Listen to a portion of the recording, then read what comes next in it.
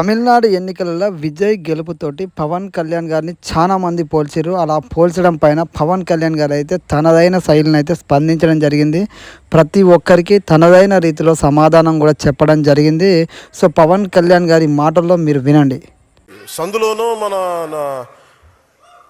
ఒక పెళ్లి జరుగుతూ ఉంటే మన ఊళ్ళో చిన్నపిల్లలు పరిగెడుతూ ఉంటారు, అటు ఇటు వాళ్ళ ఇంట్లో పెళ్ళి అనుకున్నట్టు. అరే, ఆంధ్రప్రదేశ్ పరిస్థితులు వేరు. సరే, వీళ్ళు చెప్పినట్టుగానే మనం కూర్చొని 2019 నిలబడ్డాం. ఎక్కడ పెట్టారు? 2 చోట్ల ఓడించారు కదా.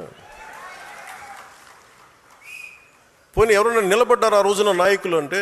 అందరూ పారిపోయారు కదా. సో అందుకని కంపారిజన్ పెట్టకండి. ఈ విజయం ఒక్క రోజులో రాలేదు. దశాబ్దన్నర కాలం పాటు మనం నలిగిపోయాం, వైఫల్యాలు చూసాం, గుండాలని ఫ్యాక్షన్ రాజకీయాలను తట్టుకుని ఇక్కడ దాకా వచ్చాం. ఈ మధ్యన పక్క రాష్ట్రంలో అక్కడ ఒక పార్టీ పెట్టి విజయం సాధించి ముఖ్యమంత్రి అవ్వగానే మన ఆంధ్రప్రదేశ్లో చాలామంది మీరు కూడా అలా చేసి ఉండాల్సిందని చెప్పి నాకు తెగ మెసేజ్లు పంపిస్తూ ఉన్నారు. ఊళ్ళో పెళ్ళికి ఏదో హడావుడి ఉంటారు కదా,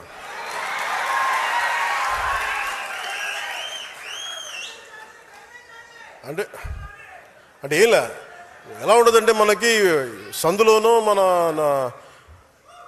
ఒక పెళ్లి జరుగుతూ ఉంటే మన ఊళ్ళో చిన్నపిల్లలు పరిగెడుతూ ఉంటారు, అటు ఇటు వాళ్ళ ఇంట్లో పెళ్ళి అనుకున్నట్టు. అరే, ఆంధ్రప్రదేశ్ పరిస్థితులు వేరు. సరే, వీళ్ళు చెప్పినట్టుగానే మనం కూర్చొని 2019 నిలబడ్డాం. ఎక్కడ పెట్టారు? 2 చోట్ల ఓడించారు కదా.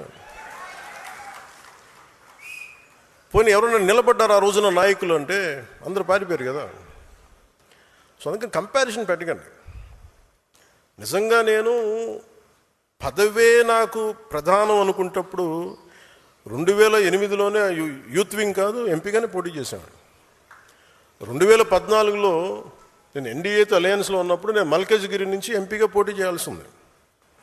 బట్ నేను ఏమనుకున్నానంటే, ఎందుకు చెప్తున్నాను ఇదంటే, నేను ఒక పార్టీని నడపాలి, ఇది సమాజంలో మార్పు పట్టుకురావాలంటే నాకు తెలియాలి కదా కష్టం.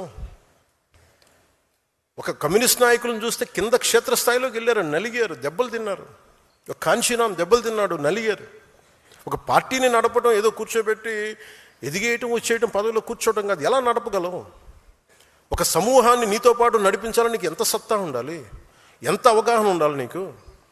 నువ్వు ఆ భావజాలను కట్టుబడి ఉంటావా లేదా అనేది మనకు తెలియాలి. అందుకని ఇవన్నీ నిర్ణయించుకొని ఒక దశాబ్దం నేను నలుగుతానని నిర్ణయించుకున్నాను. అది 2007 నుంచి మొదలుపెట్టిన ప్రయాణం 2014-18 దాకా అలా నడుస్తూనే ఉన్నా. నలిగిన దశాబ్దం. ఆ తర్వాత 2019 చేశాను. ఎంత గెలుస్తానో తెలియదు, ఓడిపోతానో తెలియదు. బట్ అసలు ఐ వాంటెడ్ ఎక్స్పెరిమెంట్. చూద్దాం ఏం జరుగుద్దు. దెబ్బ తినకుండా ఏది రాదు. అదే 2024కి దాని గురించి మళ్ళీ వివరిస్తాను మీకు. అంటే ఇవన్నీ నేను ఒక పార్టీని నడపడానికి ఎంత బలం ఉండాలి, ఎంత భావజాలం ఉండాలి, ఎన్ని కఠినమైన పరిస్థితులు ఎదుర్కొంటే తప్ప నేను నడపలేని పార్టీని. ఈ రోజున అందరూ నన్ను వదిలేసిన నేను పార్టీని చాలా ధైర్యంగా ముందుకు తీసుకెళ్ళగలను. ఆ ధైర్యం నాకు ఈ సుదీర్ఘ పుష్కరకాలం నాకు ప్రయాణం నాకు ఇచ్చింది. నాకు ఒక్కడిగా ప్రారంభమైన జనసేనని ఈ రోజున 21.5 lakhsతో బలమైన జన సైన్యంగా తీర్చిదిద్దడంలో మీ